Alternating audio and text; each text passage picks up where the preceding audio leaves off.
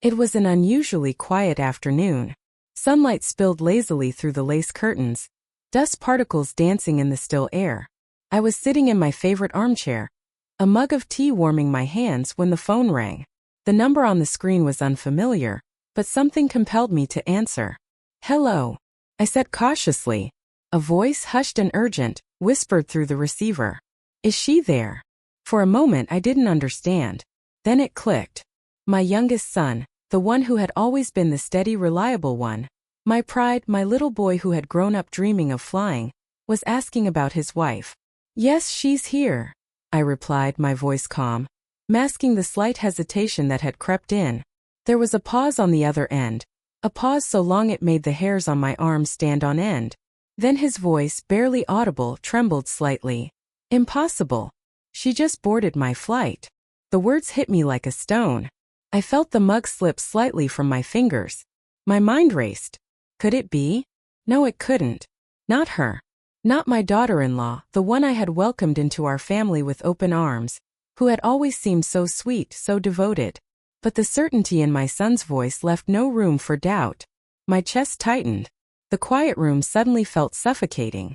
I could hear my heartbeat thudding in my ears, loud enough to drown out the distant hum of traffic outside. Then I heard it. A faint creak behind me, soft, deliberate footsteps across the wooden floor. I froze. My mind went blank, every nerve taut. Couldn't be, could it? Slowly, almost instinctively, I turned my head. There she was. My daughter-in-law, standing in the doorway with a smile that didn't reach her eyes. She had just returned from nowhere, yet somehow she had to have been somewhere. Her presence was a contradiction to the impossible reality my son had just whispered into the phone. "I didn't hear you come in," I said, my voice surprisingly steady despite the chaos swirling inside me. She smiled again, a little too perfectly. "I just got back," she said lightly, as if it were the most ordinary thing in the world. Her gaze lingered on the phone, still pressed to my ear. I could feel it like a weight, heavy and accusing. I turned back to the receiver. "Are you sure, son?" I asked, my mind grasping for some rational explanation. "Yes," he breathed, urgency thick in his words. "She's on my flight. I saw her. She's sitting in seat 17B. His voice broke, a mixture of disbelief and anger.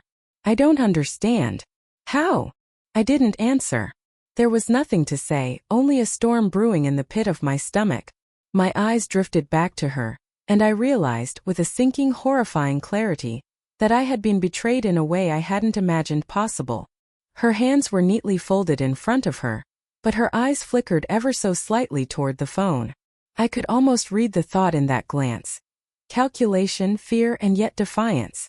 She knew she had been caught, yet she dared to stand there as if nothing had happened.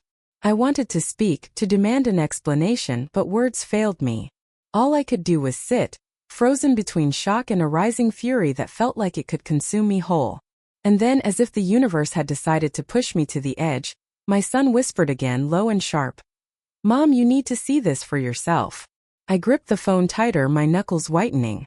Outside, the sunlight no longer seemed warm, it was harsh, exposing, accusing. Inside, the silence pressed down, broken only by the soft, deliberate sound of footsteps, those footsteps that had brought the impossible into my living room, into my home, into my life. In that moment, I realized the world as I knew it had shifted. Everything I thought I understood about loyalty, love, and family had been shattered in one phone call. And deep down, beneath the shock and hurt, a small, cold ember began to glow, an ember that whispered of retribution, of justice, of a revenge that would be as sweet as it was inevitable. The days that followed felt unreal, like I was walking through a dream where every shadow held a secret. The call from my youngest son replayed endlessly in my mind, each repetition sharpening the ache in my chest. I tried to go about my routine, watering the plants, tidying the house, sipping my morning coffee, but every sound, every movement seemed amplified. Every creak of the floorboard felt like a warning. I couldn't confront her directly, not yet. Not without proof. I had to be careful. My daughter-in-law had always been clever, polished, and dangerously persuasive when cornered. If I revealed my suspicions too early, she could twist the truth, deflect blame, and erase all evidence. No, I needed patience. Observation. A quiet, meticulous strategy. I started with small things. Casual questions about her day. Remarks that were meant to gauge her reaction. Each time she smiled, sometimes too brightly, her eyes just slightly too sharp. I noticed the way she checked her phone in secret, her fingers brushing over the screen as if hiding something. Her carefully choreographed movements made me realize she had been hiding more than just a missed appointment. Perhaps an entire life of deception. Late at night, I began going through subtle traces she left behind. Receipts, discarded envelopes, and messages on devices she thought I wouldn't see. It was painstaking, like piecing together a puzzle someone had intentionally scrambled. And then I found them. Flights booked under names I didn't recognize, small transactions that hinted at meetings or trips she never mentioned, messages deleted too quickly to trace fully but leaving enough hints to make the mind suspect. Every discovery was a stab, each one layered with disbelief. How could someone I had welcomed into my family, someone I had trusted, harbor such duplicity? My chest ached not just with betrayal, but with a hollow, almost dizzying sorrow. The woman who had smiled at our family gatherings, who had praised my youngest son's achievements, had been living a lie right under my roof. One evening I found a photograph tucked away in her purse, a picture of her with someone whose identity I didn't immediately recognize. But the expressions, the familiarity between them, hinted at a closeness far beyond casual friendship. My pulse quickened and anger coiled inside me like a spring. This wasn't just a lie of convenience. It was deliberate, calculated, and cruel. And yet, even in my heartbreak, I couldn't act recklessly. My mind, surprisingly calm despite the storm inside, began to form a plan, not impulsive but precise. I realized that if I exposed her without preparation, I might lose the satisfaction of seeing justice unfold in its fullest, most satisfying form. No, I needed leverage. I needed every detail she thought was hidden, every step she had taken in secrecy. In the days that followed, I observed her like a hawk. I noted patterns. The time she left the house, the emails she quickly deleted, the slight changes in tone when she spoke to me versus the rest of the family. Every small inconsistency, every tiny omission became a clue. My grief and shock slowly transformed into something else: focus, control. Late one night, I found a notebook tucked beneath the mattress of her bed. At first glance, it seemed ordinary. A journal of daily notes, appointments, mundane observations. But then I noticed entries that didn't belong. Initials, times, coded messages that hinted at meetings or rendezvous she had carefully hidden. I sat there, heart racing, realizing the depth of the betrayal. And yet, beneath the rage, a faint, dark satisfaction began to simmer. I had all I needed to construct a plan that would reveal the truth not just to my son, but to everyone she had manipulated. I could almost taste the sweetness of that moment, when her carefully constructed mask would finally shatter, leaving only the consequences of her deceit. As I closed the notebook and turned off the lights, a single thought echoed through my mind: patience. She had underestimated me. She had believed that secrets could remain hidden indefinitely. But I had seen enough, learned enough to ensure that when the time came, her betrayal would not go unanswered. And in the quiet darkness of my room, I whispered to myself, almost as a promise, justice would come, and it would be as sweet as the pain she had caused. My youngest son returned home 3 days later, his face exhausted, pale, and marked by a storm of emotions he was trying desperately to control. The moment he stepped through the door, I saw that something inside him had changed. My sweet boy, usually calm, measured, the one who brought steadiness to our family, now carried a heaviness in his eyes that broke my heart. He hugged me tightly, longer than usual, as if grounding himself before facing the disaster unraveling around him. When he finally pulled away, his voice was soft but trembling. "Mom, we need to talk." We sat at the kitchen table, the same table where he'd done homework as a child, where we shared meals and holiday laughter. Now it felt like a courtroom, the air thick with dread. He explained everything piece by piece. How he had finished checking the cabin before takeoff, only to find her sitting in aisle seat 17B. How she had looked up at him, not with surprise, but with a calmness that shook him to his core. She had told the flight attendant she'd be visiting a friend. No mention of a sudden business trip, no explanation that made sense. And then, as if rehearsed, she slept through the entire flight, avoiding him completely. "She didn't even flinch, Mom," he whispered, rubbing his forehead. "It's like she planned it. like she knew I'd see her and didn't care. His voice cracked and I reached out to hold his hand, my own heart trembling with both sorrow and growing fury. I wanted to tell him everything I had discovered. The secret messages, the hidden trips, the coded journal entries, but something stopped me. Not fear. Not hesitation. Strategy. The truth needed to come out carefully, in a way she couldn't manipulate or twist. Before I could speak, the front door creaked open. She stepped inside. My daughter-in-law looked radiant, deceptively composed, every hair in place. She set her purse down gently, as if walking into the house after a trip to the spa instead of returning to the site of her own growing betrayal. "Hello," she said, her voice sugar-coated and calm. Too calm. My son stood up abruptly, the chair scraping the floor sharply. "Where were you?" he demanded, his voice rising despite the effort to keep it contained. She blinked, feigning innocence. "I told you I had errands. Why are you so worked up?" His face changed. Something inside him snapped. "Don't lie to me," he said through clenched teeth. "I saw you. On my flight. Don't pretend you weren't there." A flicker, just the tiniest one, crossed her eyes. A moment's panic. Then, like a chameleon, she recovered, crossing her arms. "You must be mistaken," she said smoothly. "You've been stressed. You're imagining things." This was her power. Twisting truth with a gentle voice and confident posture. She had done it for years, using charm as a weapon. But this time it didn't work. My son's jaw tightened. "I know what I saw." She tried again, softening her voice, reaching for his arm. "Baby, you need rest. Flights are exhausting."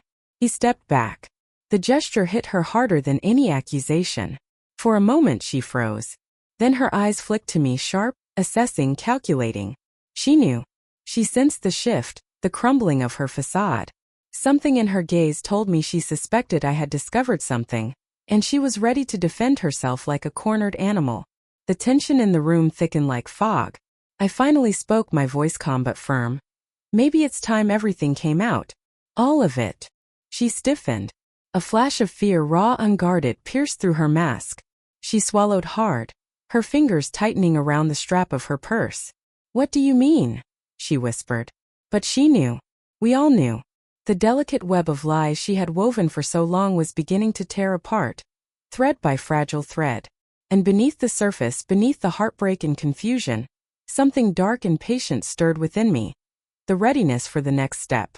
Revenge wasn't an impulse, it was becoming inevitable. The days following the confrontation were quiet, but electric. The house felt charged with a tension that was almost tangible, like the calm before a storm. My daughter-in-law moved cautiously, every glance calculated, every smile measured.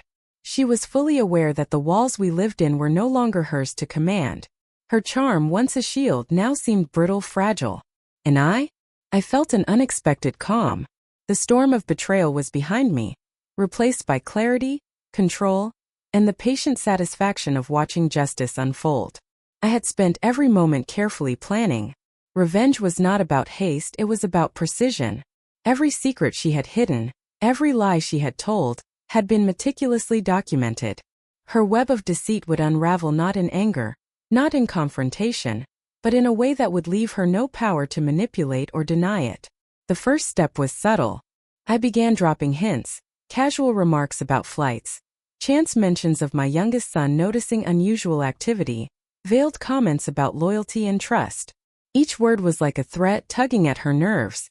She shifted uncomfortably, her usual composure cracking just slightly. I could see the panic in her eyes, the realization that the game had changed and she was no longer in control. Then came the gathering. A family dinner, innocuous on the surface, but carefully orchestrated. Everyone was invited. Cousins, siblings, even a few trusted friends. I had hinted in advance to my youngest son that the truth would be revealed tonight, allowing him to be present without knowing the exact details. She arrived, radiant and smiling as always, unaware of the trap being laid so meticulously around her. It started with a question, seemingly casual, innocent. "Darling," I asked, "did you enjoy your little weekend trips?" Her smile faltered. She searched my eyes, looking for the lie, the mockery. I leaned forward slightly, voice gentle but deliberate. "You know, it's funny how quickly memories fade. Flights booked, emails deleted, messages hidden. I just hope no one else got confused along the way. Her composure snapped. A flicker of panic crossed her face. She tried to recover to laugh it off, but it was too late. I reached into the stack of papers I had assembled, evidence of her flights, receipts, coded messages, and laid them neatly on the table. The room went quiet. The silence was heavy, oppressive. Every eye turned to her. Every carefully crafted mask she had worn so effortlessly now melted under the weight of truth. My daughter-in-law tried to speak, to twist, to charm her way out, but there was no escape. The proof was undeniable, each piece a silent witness to her duplicity. And then I looked at my youngest son. His eyes were wide with shock at the sheer scale of what had been hidden from him, but also with relief that the truth had finally come to light. He didn't need to take action. He only needed to witness. That was the real power of revenge. It doesn't have to hurt physically. It destroys the pride, the ego, the carefully constructed illusion, leaving the deceiver powerless. She finally slumped into her chair, defeated, the air around her heavy with shame. There were no tears, no pleading. Only the realization that every move, every lie, every stolen moment had been exposed. Her empire of deception had crumbled in a single deliberate act of revelation. I felt no joy in her suffering, only a quiet, profound satisfaction. Justice had been served, not violently, not cruelly, but with a precision and patience that made her feel the consequences of her actions fully. Later that night, as I sat alone in my study, I reflected on the events that had transpired. Betrayal had shaken the foundation of our family, but patience, observation, and careful planning had restored balance. My youngest son was safe, our family trust rebuilt, and the lessons of deceit had been made painfully clear. And in the quiet, I allowed myself a small, private smile. Sweet revenge wasn't about vengeance. It was about restoring order, reclaiming dignity, and ensuring that those who would betray could never again wield power over those they deceived. I had waited, I had observed, and I had acted. And in that, I found a satisfaction more enduring than anger, sharper than fury, and infinitely sweeter than the pain they had tried to inflict.